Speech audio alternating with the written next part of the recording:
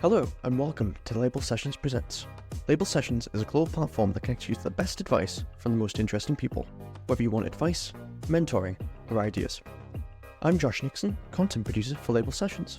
In this episode, Nick Sherrard and Iain Montgomery of Label Sessions wrap up their time at this year's Collision conference in Toronto, including the highlights, lowlights, and their tips for those interested in going next year. Over to Nick and Iain for the wrap-up.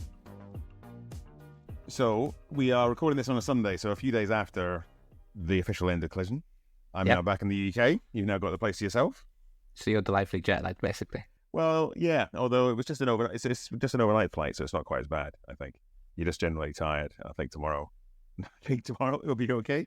Although, weirdly, actually being in the kind of Collision sort of conference hall, it is weirdly kind of tiring, because it's just like it's one massive sort of cacophony of sounds every day. It just takes quite a lot out of you, I think. It's not like a sunlight. You have to pop out, go to a food truck, come back in again. Yeah, and it's slightly apocalyptic this time with the kind of smoke in the sky from the forest fires elsewhere. That's a weird sort of. It's raining today though, so the fire's getting put out. It'll be fine. That's good. That's good, I guess. Progress. So, this was your first time at Collision, although you've been in Toronto for a while. So overall, what was your kind of take on it, or your experience of it? I enjoyed it. I popped along for a day back in an old life at the previous place. I thought this was better. I enjoyed it. It was big. It was busy. There's some interesting talks. A lot of people moaning about it. A lot of people saying, "Oh, it's not as good as it has been," but I don't know if that's just people. So I enjoyed that. Really eclectic people. You know what we say about the supper clubs? You get like, here's people that wouldn't necessarily be in the same room together. That was a good vibe. Yeah, there is this sort of cross-industry thing that goes on. There definitely was quite a lot of negativity from people in Toronto about Collision this year. Yeah. It seemed in particular. I'm not sure whether it was bigger in the past, or whether it's just been more of them in Canada, or events like that more recently, or they just don't like foreigners coming here. I don't know. Yeah. I mean, I would say it was a slightly more, like, it was, whether the downbeat is the right word, but it didn't feel, so the first day in particular did not feel quite as high energy as some of those things like Web Summit and things sometimes feel. It kind of found its feet a bit better later on in the week, I think. But it's maybe just what's going on in Texas now. There's less kind of money swirling around, and people, and then sort of investors doing sort of faster deals. It's just a different vibe. I thought that might be me. I thought that vibe might have just been I was low on energy the first day. But then I was talking to someone else and they were like, it takes a day for people who work in tech to remember how to talk to other people. Yeah.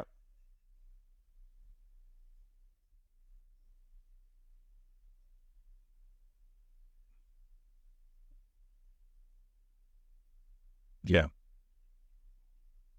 Yeah, no, there is definitely a bit of that. And I think also everybody's also saying the same thing, which is the theme of the conference and the theme of the exhibition floor was AI. Everybody was talking about AI and very little else, which is a contrast to all the talk of Web3 as such like last year. Although I think I was thinking about this on the flight home. It's kind of funny because it's quite easy to be cynical about everyone talking about AI, but AI is kind of a shorthand for using tech to make things work smarter, which was always going to be where it went after the whole kind of putting things on screen, digital, challenge of the last few years. Yeah, it's definitely that whole like, oh, we'll just put everything in a bucket and then call it AI. Yeah, and then everyone gets a bit funny about everyone talking about AI, but it's like the good AI talks are when people start about the granularity of here's what we can do with it that we couldn't. Here's a previously impossible thing we couldn't do. Yeah, where rather than being like, oh, we've done a thing, and to make it interesting, we'll call it AI. So let's lead off from that into highlight of the conference, and I think it's going to be quite different from the things we recommended at the start, which is probably good. So highlights and lowlights. I've got a really boring one, but I think it was good boring, which is the McDonald's dude. I can't really pronounce his name, but he was called Manu Stijart. The chief customer officer of McDonald's. Yeah. I thought he was really good, in that he was the first one that broke away from the whole tech thing. It was really interesting because his family had been McDonald's franchise owners early on. So he'd sort of grown up with the restaurant brand. Okay. But like, as he talked it through, everything they've kind of done is like, when just someone explains through their business decisions and you're like, oh yeah, that makes sense. That's quite smart and that makes sense. So there's no shock. There was no awe. It was very much like, we make 65 million burgers a day and we do it really quite efficiently. But Yeah. the things that have changed is like the pandemic came along and it meant you couldn't go and sit in a McDonald's restaurant, but they were already thinking about things like in some markets they already had delivery, other markets they didn't. They were playing around with like store footprints, store locations. I thought that was really, really interesting, if not having any sort of glossy, glamorous show tout to go along with it. I would have liked to see more people like that guy. Okay, interesting. I think also one of my highlights was actually was quite techy, but it was Jeff Hinton. So he's always sort of branded as the godfather of AI, talking about where we are at with it. And I thought one of the things that was interesting was kind of wandered into that talk a bit, but I was really struck by how willing he was to say how much he didn't understand and how much wasn't very easy to understand in terms of what's going on in the models just now. I thought that was quite an interesting, partly because you've got that whole theme of the rest of the event being so focused on AI and very much people trying to either sell their thesis or sell their product around AI, which is all fair enough. It was quite interesting to kind of, just talk about the scale of what we don't understand around it yet, which I think is an interesting thing. Meanwhile, lots of people who probably weren't really born when he was making a name for himself were talking about how they'd solved AI. Yeah, so, there's definitely a bit of a dynamic around that. Actually, one of the other bits that was surprising to me was I actually thought some of the kind of content creators sort of talks were quite interesting, just in terms of where the traction is coming just now and how those behaviors are changing. And then actually also one of the things which was I didn't hold up that much, but I kind of wandered into some of the talks from the founders of T2, who were the kind of breakaway group from Twitter. And it's just an interesting thing in terms of the way these things work, because actually at the time it was quite easy to dismiss in some ways some of the thinking they had around how you could build a community that would be less angry and less negative than the kind of Twitter had become by the time they left, and certainly is now. But during it, they kind of accelerated people in the audience through the waitlist into the actual product. And it's interesting just playing around with T2 just now. It is interesting that it's very early days and it's a small community, but the kind of features they've built and the way they've built that community does mean that whilst it's a kind of clone in some aspects of it, there is something much more positive on that site. So it was interesting in terms of when you hear someone speak on the stage, you can be, sometimes it's easier. Well, I think in that instance, it was easier to be a bit cynical about some of the claims they were making, but actually if you went and looked at the product, you can see how some of it does play out in the experience of the platform. And then 2 days later, Twitter starts doing tweet metering, and everyone complains about it, thinks it's down, but it's not actually down, allegedly. So it's a very timely moment for it. Yeah, exactly. I mean, there's a lot of different social platforms, something kicking off, but that could be they've got some license to maybe one of the success stories. Did you know about them before you went, or did you just see it on the list? I kind of knew bits of the story, but I wasn't quite sure where they were at yet, so I didn't really know that much about it. So that was kind of interesting. So that was very much the kind of ones that I wandered into, and I think especially because there probably were more talks this time than I experienced before, which felt a bit more like sales pitches. So it was good when the people actually kind of had a bit more actual content in them. Yeah. If you're going to be on stage, I appreciate someone paid for that access to be on stage, but like talk about something interesting. Don't go and sell me an AI picture creator thingy. Yeah, that's probably the case. So from highlights to lowlights, without just being mean about someone in particular, but what were your kind of lowlights of the time? We're going to do the same thing. Let's be mean about Shein. Yeah, that's true. But as citizens, I think that's fair enough, because it was so basically for anybody who goes and checks out the Shein talk, because he seems to be something that he's taking on tour around the world. It was a talk that's supposedly around the future of supply chains with an angle around sustainability, which one was quite odd because it was a big hour-long presentation and clearly one that he's taken on the tour around the world, and it's a $60 billion company. But the talk was quite badly amateurishly put together. But the main point at the core of it was that the strategy was kind of unforgivable, because the strategy really of what they're kind of saying is by 2050, we will be sustainable. Actually, if you go through the strategy pillar, they're only really saying in 2050, if the rest of the industry comes with us, because we're not going to drive this by ourselves. And until that point, we just expect to be left alone and don't try and regulate us or kind of interfere with what we're doing. It was particularly impressive because he did spend the first 20 minutes talking about how Shein's business model, commercially to an accountant, their business model is phenomenal.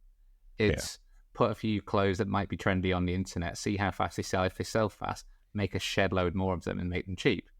That isn't to an accountant who does not care about people in Bangladesh or the environment, anything like that. That is phenomenal.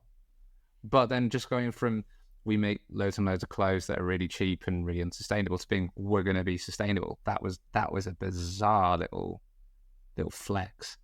Well, it is, and I think it did. So just to make one link into the whole theme of the conference as well, which was, one of the things was how do you regulate AI, and people sort of talking about the more potential for self-regulation, which I can see in certain angles. But actually, one of the examples to look at is what's happened in fast fashion and what is happening at fast fashion. And it just seemed to me that Shein their story was, it's an incredible story of innovation. I don't want to knock that in terms of how they've been able to generate demand and manage demand and rethink and re-engineer their whole process around where the demand is.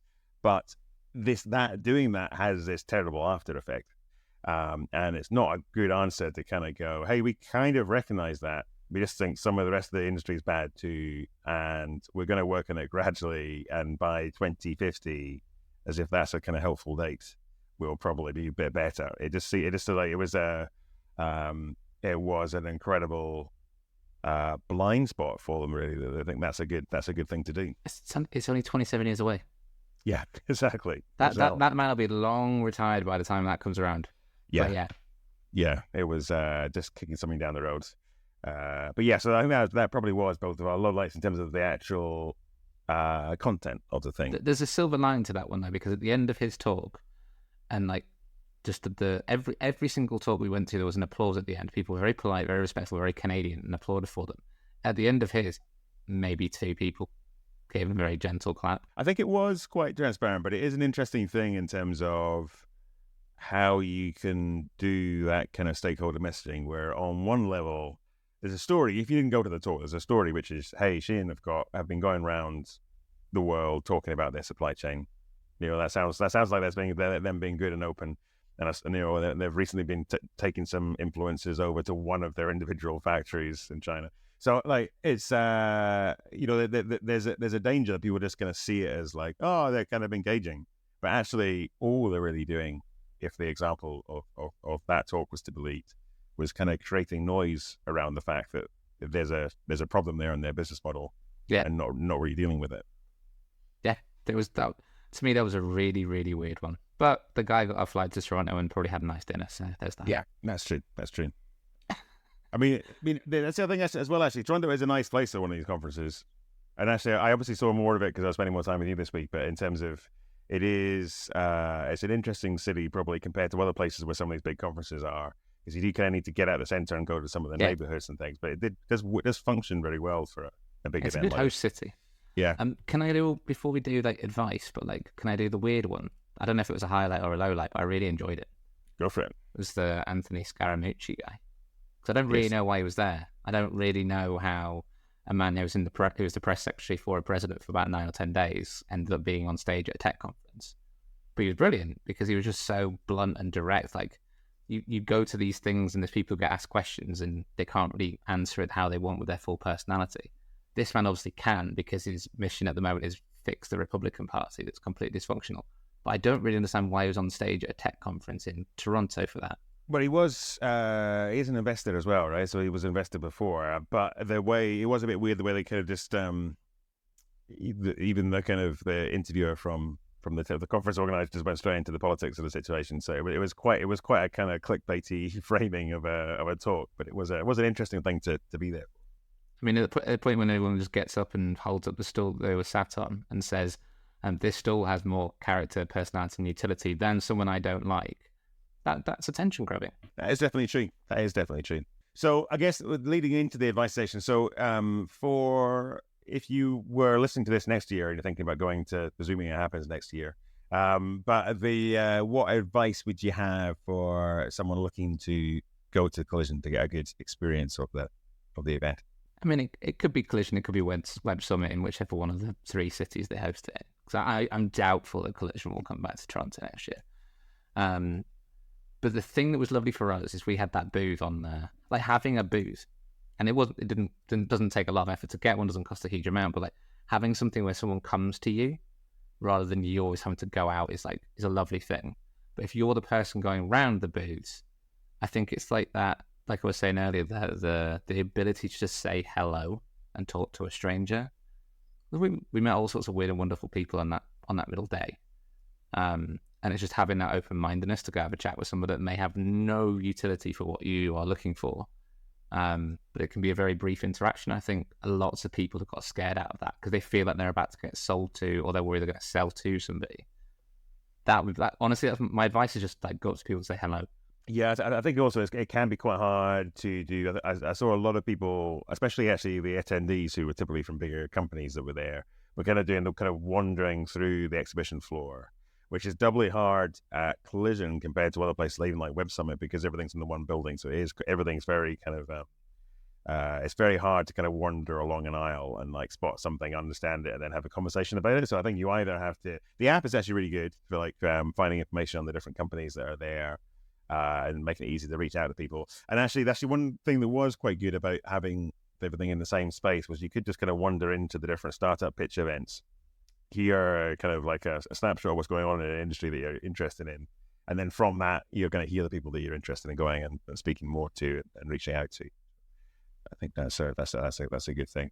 I would also say as like an advice thing, which is actually the point I found, which is even being a relatively extroverted person, it is quite it's quite draining energy wise doing it for 3 days. So I think there's definitely a thing around planning kind of activities outside the day that aren't about talking tech and stuff to people. You need to kind of replenish yourself a bit, I think. You were saying that at Web Summit in Lisbon, you have bars everywhere and there's bits of outside space, whereas Toronto, there was no alcohol, which not being an advocate for everyone getting pissed. But like, I think having those spaces to go and mingle makes a big difference. I think it's definitely true. That would be some advice. I think if for the event organizers, if you like, in that one, was that I think it is a more transactional event than some others, which is partly, I don't want to be a bit over stereotypical, but I think it's more, I think in North America, people are more comfortable with that. You kind of turn up and you kind of pitch yourself and that kind of stuff. But I think it's also partly a function of the design, because there isn't actually that much space to kind of hang out and chat in the way that the space is designed. It's very much kind of conference hall, exhibition center, exhibition stands. So it is all quite kind of trading focused. So there's actually less space that kind of people can kind of intermingle and talk about things. And I think that's especially true in terms of getting more interaction outside the kind of founding teams and kind of sales and business teams. Like in terms of there's less kind of space where I overheard very few conversations between coders or designers this time, whereas at some of these events you overhear a lot more of that. But there wasn't really much space for it. There wasn't really much way of kind of like ending up at a table, having some food or having a drink, like you say, and then end up going, oh, we're actually doing something kind of similar. And two of the best conversations I had were while I was outside grabbing food while you were on the booth or seeing another talk. Yeah. When you sat on a picnic bench and like the people knew me from stuff I'd done here, but people came over and said hello, and I hadn't seen them for a long time. That was the only really real space you could do that. The other really interesting thing was, did you notice the people going around that were like hiding their badge? Yes. They would spin their badge around because on all the badges it would say like alpha, beta, investor, attendee. And like investor is like a bad one because it's like every conversation is going to be like, how can I get this person to give me money? Yes. Attendee is kind of like, oh, you've been given a ticket by your corporate employer. Beta is a weird one because you've actually got a more successful company, but you get a beta on your badge. But like having that label to me makes having a conversation a bit weirder for people. So there were like certain people that were turning their badge around, kind of hiding it. Yeah. So they weren't being judged by who they were. I don't know if that works, but I was intrigued by it. Yeah, no, definitely. And I think the other thing as well is that one thing which is true for Web Summit and is true for Collision is why are all the names of the stages so weird? It's really hard to navigate through as a result. And I do think, kind of like you're saying before, there is something about how you kind of move these events on now, I think, because they're still, they're still really well put together for how big they are. But I think there is something that's kind of interesting now in terms of now there's more of them, which is almost is the challenge of their own success, because it used to be that when you turned up to Web Summit, it was just the biggest thing that was like that. And now there's literally 4 Web Summits around the world, of which Collision is the one that has a different name. But there is therefore a bit less. I think the kind of pure event factor of those kind of mega events is reduced in a way. So it's then about going, okay, how do you get people to interact in a different way? How do you make it? How do you kind of encourage some of the serendipity to happen in a way that it used to, and maybe is a bit harder now? It'd be interesting next week when I think Max will be there as well at Madfest. Yeah. And they sell it as it's a sort of advertising festival in a car park. Yeah. Probably a very different vibe. Yeah, well, I think there's a lot more of the smaller ones as well, and I think yes, exactly. So it's just finding these different aspects. It was interesting as well, just as a sort of indicator. There were a lot fewer sort of governments buying a stand and promoting their ecosystem than there were in the past, which is just and the ones that were there were kind of the more unusual tech hubs, if you like. So it was Kosovo and Pakistan rather than some of the people that you've seen have big stands in the past. So there is probably like it's probably time to sort of innovate the format a bit on some of these things. Much though it is still really interesting just to have these kind of titans of different aspects of the tech community be up on a stage and just be able to take questions from people. Yeah. Although those country stands, like, so I went to the Shanghai Expo, whatever it was, 13 years ago. It's amazing. Like, huge, massive, brash statement of who our country is and where we're going and what we're good at. Yeah. Why is it when people set up stands for conferences at a conference, it's always just a bit blur?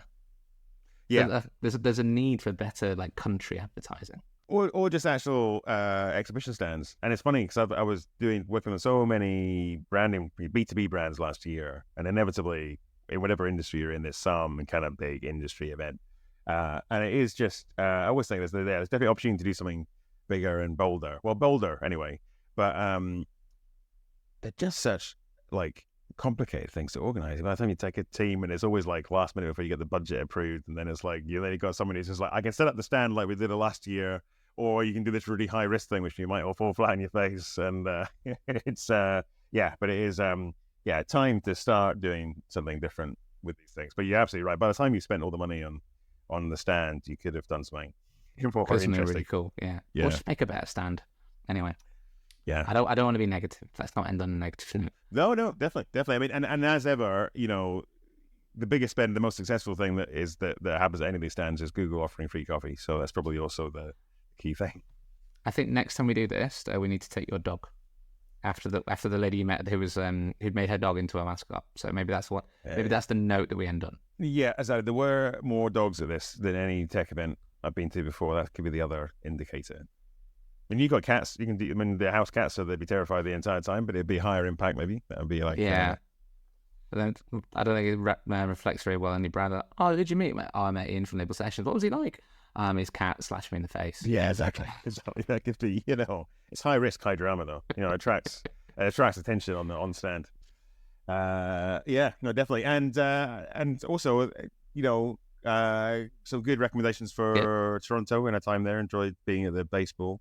Lots of good food recommendations, and it's really strange because when I've been to Toronto in the past, I've been there to do work stuff, so I pretty much stayed in the center.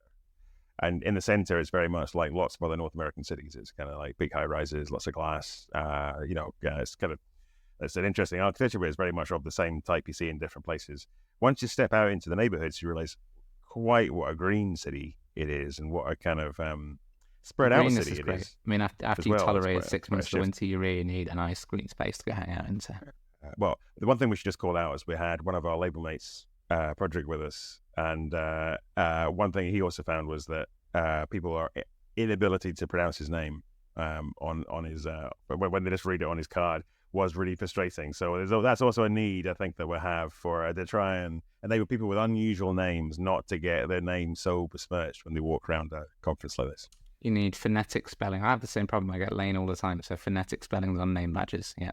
Yeah, I hadn't realised this because for those that don't know, so Ian spells his name the Scottish way with 2 I's, but in North America that just completely confuses the hell out of people. So so you've gone from quite a standard name here to a sort of challenging name. I know. Once you go abroad. You need it with the accent there, makes you more interesting. This turns into like a Monty Python sketch now. We don't know how to end it, so we just say thanks for listening and goodbye.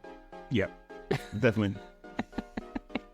So concludes another episode of Label Sessions Presents. Be sure to follow and subscribe to the podcast no matter your platform of choice, and of course, start your journey today with us at labelsessions.com.